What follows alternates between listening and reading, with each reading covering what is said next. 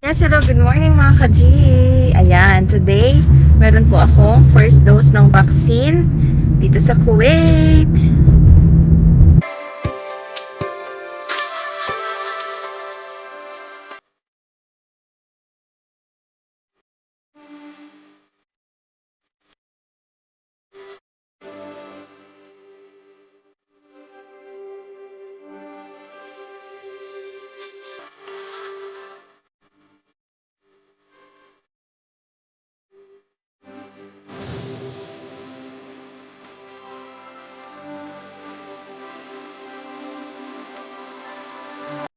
Hello mga ka-G, nag-iintay po ako ngayon dito sa vaccination area.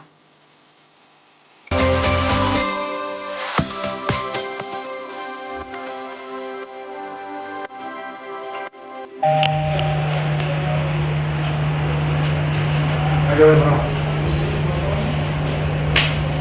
Kaya lang. Agad ulit ito. This is Oxford Doctor. Yes.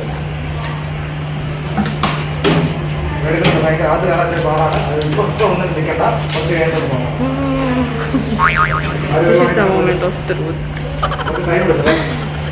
Kaya.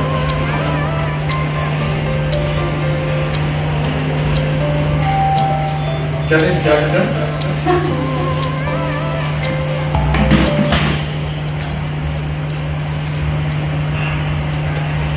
Oh, thank you. Very good hand.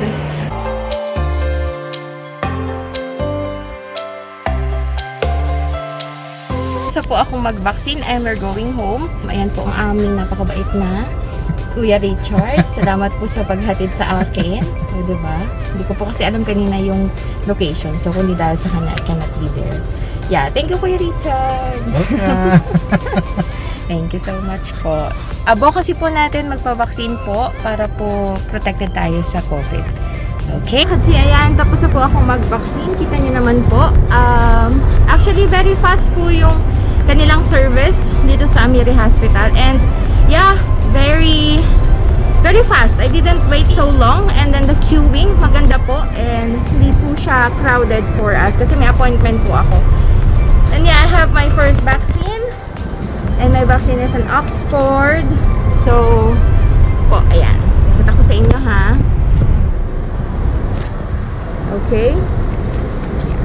So, I have my first dose.